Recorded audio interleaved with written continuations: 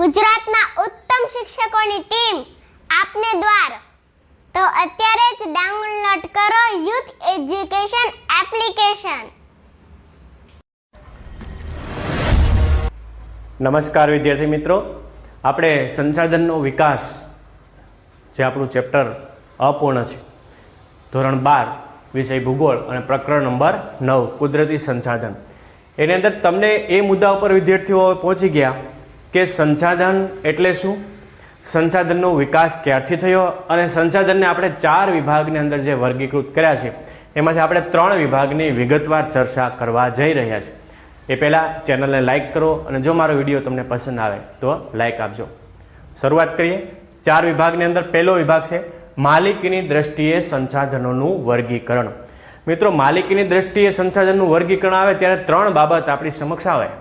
1 રાષ્ટ્રીય, વૈશ્વિક અને પારિવારિક, અથવા તો એને વ્યક્તિગત એવા શબ્દથી પણ આપણે ઓળખીએ છીએ. તો જ્યારે રાષ્ટ્રીય વાત આવે એટલે કે કોઈ પણ સંસાધન છે જે રાષ્ટ્રની સંપત્તિ જ્યારે એને ઘોષિત કરવામાં આવે તો તેવા સંસાધનને આપણે રાષ્ટ્રીય સંસાધન એવા શબ્દથી ઓળખીએ છીએ. ખ્યાલ આવી ગયો? જેમ કે આપણો જે રેલવે ઉદ્યોગ છે એ રાષ્ટ્રની સંપત્તિ છે. કોઈ કુદરતી સંસાધન છે કે જેની પર રાષ્ટ્રની માલિકી લાગુ પડતી હોય તો તેવા સંસાધનને આપણે રાષ્ટ્રીય સંસાધન તરીકે ઓળખવામાં આવે છે. આ વાત. બીજી વાત છે વૈશ્વિક. એન્ટાર્કટિકા ખંડની વાત આવે, પહેલા જ પિરિયડની અંદર આપણે વાત કરી કે એન્ટાર્કટિકા ખંડ એવો છે કે જેની ઉપર બધા જ દેશોના હક લાગુ પડે છે. બરાબર? કોઈ એક દેશ નહીં, પણ બધા જ દેશોને જ્યારે એની પર વૈશ્વિક માલિકીના સંદર્ભમાં જ્યારે એને મૂલવવામાં આવતું હોય તો ત્યારે એને વૈશ્વિક સંસાધન કહી શકાય છે. કોઈ એક દેશ પાસે જે વસ્તુ છે એ દેશ પૂરતી મર્યાદિત છે. જ્યારે વૈશ્વિક હોય તો ત્યારે એને બધા જ દેશોની પર હક લાગતો હોય તો તેને આપણે વૈશ્વિક સંસાધન કહી શકાય છે. ઓકે. અને ત્રીજી બાબત છે પારિવારિક સંસાધન.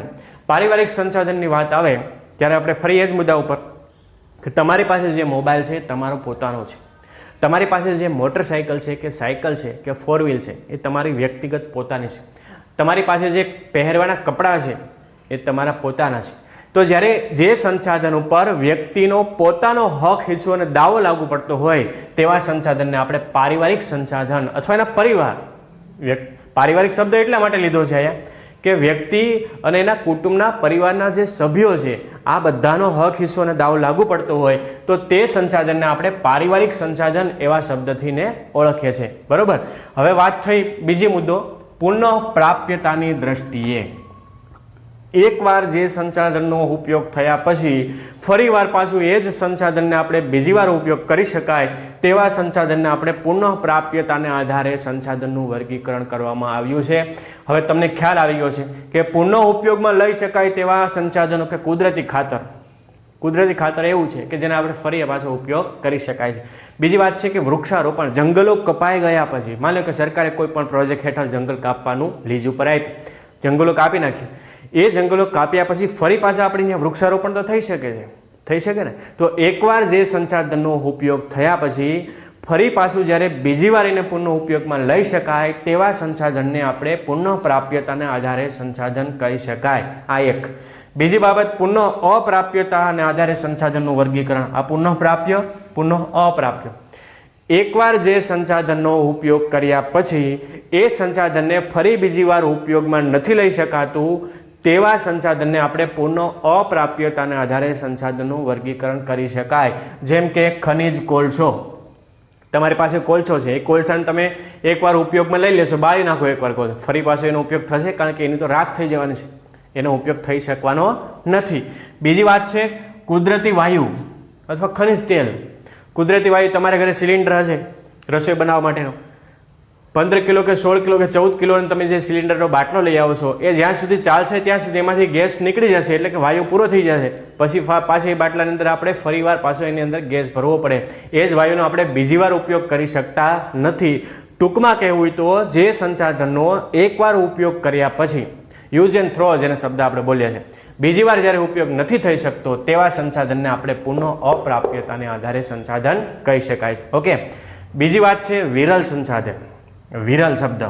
વિરલ સંસાધન એટલે અમુક પ્રદેશોમાંથી જ જ્યારે પ્રાપ્ત થતું હોય, કોઈ એક વિસ્તાર કે અન્ય વિસ્તારોમાંથી જ્યારે મળી આવતા હોય તેવા સંસાધનને આપણે વિરલ સંસાધન તરીકે ઓળખવામાં આવે છે. જેમ કે ખનિજ તેલ. વિશ્વની અંદર કેટલા બધા દેશો બધા દેશોમાંથી ખનિજ તેલ પ્રાપ્ત થાય છે નહીં, માત્ર અમુક દેશો જ એવા છે કે જે ખનિજ તેલનું ઉત્પાદન કરે છે.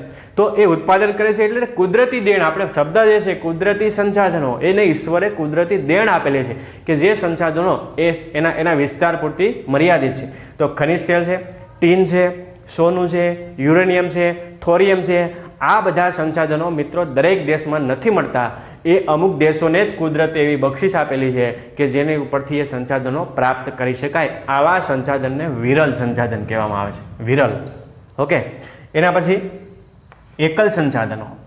એકલ સંસાધનો એટલે માત્ર કોઈ એક જગ્યાએથી અથવા કોઈ એક પ્રદેશ કે માત્ર કોઈ એક દેશમાંથી જ જ્યારે મળતું હોય તેવું સંસાધનને આપણે વિરલ સંસાધન કંઈ અહીં ઉદાહરણ આપ્યું છે સરસ. એક ક્રાયોલાઇટ છે, માત્ર ખાલી ગ્રીનલેન્ડમાંથી જ પ્રાપ્ત થાય છે. ક્રાયોલાઇટ નામની ધાતુ આવે છે કે જે માત્ર ને માત્ર એક જ પ્રદેશ એવો છે કે જ્યાં એ ગ્રીનલેન્ડ અને એ ત્યાંથી જ પ્રાપ્ત થાય છે. તો આવા સંસાધનને આપણે શું કહીએ છીએ? એકલ સંસાધન એવા શબ્દથી તેને ઓળખવામાં આવે છે. હવે તમને ખ્યાલ આવી ગયો એકલ સંસાધન એટલે શું, પુનઃપ્રાપ્ય એટલે શું, અપ્રાપ્ય એટલે શું, રાષ્ટ્રીય એટલે શું, વૈશ્વિક એટલે શું અને પારિવારિક એટલે શું. આ ક્લિયર થઈ ગયું, બરાબર.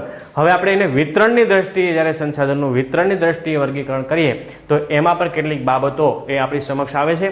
એમાં પહેલું, નાઇટ્રોજન ઓક્સિજન છે એ સર્વ સુલભ સંસાધન છે. એમાં કોઈ હક હિસ્સો દાવો ન લગાડે કે ભાઈ આ અમેરિકા એમ કહે કે અમારું સંસાધન છે, ચીનવાળા એમ કહે કે અમારું સંસાધન છે. નહીં, એ સર્વ સુલભ, કારણ કે એ વાતાવરણમાંથી આપણને પ્રાપ્ત થાય છે. તો નાઇટ્રોજન અને ઓક્સિજન છે સર્વ સુલભ છે.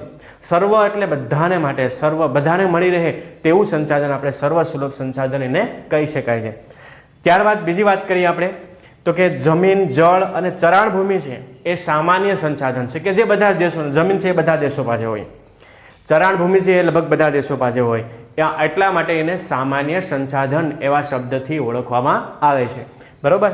એના પછી આવે છે જળ વિદ્યુત, જે નજીકના ભવિષ્યમાંથી મળવા ન હોય એવા સંસાધનોને આપણે જે સંસાધનો નજીકના ભવિષ્યમાંથી મળવાની શક્યતાઓ રહેલી હોય, દાખલા કે હિમાચલ પ્રદેશના અહીં ઉદાહરણ આપ્યું કે હિમાચલ પ્રદેશમાંથી એ જે એનો જમીન વિસ્તાર એમાંથી જળ વિદ્યુત પ્રાપ્ત થવાના સંકેતો મળ્યા છે અને ભવિષ્યની અંદર એ સંસાધન આપણને કામ લાગશે, તો એવા સંસાધનને આપણે નજીકના ભવિષ્યમાંથી મળવાના હોય તેવા સંસાધનને આપણે એ રીતે કહેવામાં આવે છે. આ એનું ઉદાહરણ આપ્યું છે, બરાબર. એના પછી આવે છે કે જે સંસાધનને આપણે ક્યારેય ન, એટલે કે અજ્ઞાત સંસાધન જેને આપણે કહી શકાય કે જેના વિશે કોઈ પ્રકારનું જ્ઞાન નહોતું, બરાબર. જેમ કે એમેઝોન, જે આપણો વિશ્વનો એ સૌથી મોટી નદી છે અને એમેઝોન એટલે જંગલોનો વિશાળ, ત્યાં આખો એક ઘાટ આવેલો છે અને એના સૂર્યપ્રકાશ એને જમીન સુધી નથી પહોંચતા એવા વિશાળ જંગલો એમેઝોન નદીના કિનારે આવેલા છે. તો ત્યાં રહેતી જે આદિવાસી પ્રજા હતી એ આદિવાસી પ્રજાને એની પાસે રબરના વૃક્ષો ત્યાં આવેલા છે. એ રબરના વૃક્ષો હતા કાયમીની એની સાથે, એટલે કે સંસાધન આપણે કુદરતી માહોલની અંદર એ લોકો રહેતા હોય, એના વૃક્ષ નીચે બેસતા હોય કે એની છાલ કે વગેરે કોઈનો ઉપયોગ કરતા હોય, પણ એ આદિવાસી લોકોને એ ખ્યાલ ન હતો કે આ રબરના વૃક્ષમાંથી જે લેટેસ્ટ નામનો એક પ્રકારનો રસ, એટલે કે એક સફેદ જે પ્રવાહી આવે છે એ એમાંથી રબરના વૃક્ષો અને રબરના ટાયરો વગેરેની અંદર ઉપયોગ થઈ શકે છે. જ્યાં સુધી એને ખ્યાલ ન હતો તે સંસાધનને આપણે એને અજ્ઞાત સંસાધન એવા શબ્દથી ઓળખવામાં આવે છે. તો મિત્રો આપણી પાસે પણ એવા કેટલા બધા સંસાધન, મેં તમને એક પિરિયડની અંદર પહેલા ભાગની અંદર એલોવેરાનું ઉદાહરણ આપ્યું. આવી તો કેટલી વનસ્પતિ છે કે જેના વિશે આપણે જાણતા જ નથી. તો એ અજ્ઞાત સંસાધન તરીકે એમેઝોન નદીના કિનારાની અંદર રહેતા આદિવાસીને એ ખ્યાલ નહોતો કે આ રબરના વૃક્ષો છે અને એમાંથી રબર નામની કોઈ એક લેટેસ્ટ નામનું એક પ્રવાહી આવે છે ને પ્રવાહીનો ઉપયોગ કરીને રબર બનાવી શકાય, બરોબર. તો એ અંગેનો એનો કોઈ ખ્યાલ હતો નહીં. તો આવા સંસાધનને મિત્રો અજ્ઞાત સંસાધન એવા શબ્દથી ઓળખવામાં આવે છે. તો આ થઈ વિદ્યાર્થીઓ સંસાધનના વિતરણની 3 બાબતો. હવે ચોથી બાબત આપણે જે જોવાનું છે એ નેક્સ્ટ પિરિયડની અંદર જોશું, પણ આપણે તમને એ ખ્યાલ આવી ગયો હોય કે સંસાધનનું આખું વ્યવસ્થિત જો વર્ગીકરણ કરવામાં આવે તો પુનઃ પ્રાપ્યતાને આધારે, માલિકીના આધારે, વૈશ્વિક આધારે, પારિવારિક શબ્દના આધારે, એકલ સંસાધન, સર્વસુલભ સંસાધન, સર્વસામાન્ય સંસાધન અને છેલ્લું જે જોયું આપણે અજ્ઞાત સંસાધનો. તો એવા સંસાધનો પણ છે કે જેના વિશે આપણે કશું જાણતા નથી, પણ ઘણીવાર એનો ઉપયોગ કરતા હોય પણ એનો ઉપયોગ કયા અર્થમાં કરવા જઈ રહ્યા છે એ અંગેનો આપણને ખ્યાલ હોતો નથી. તો આટલી વાત રાખીએ છીએ. ફરી પાછા નવા પિરિયડની અંદર મળીએ ત્યારે સૌનો આભાર અને વિડીયો ગમે તો લાઈક આપજો. ધન્યવાદ.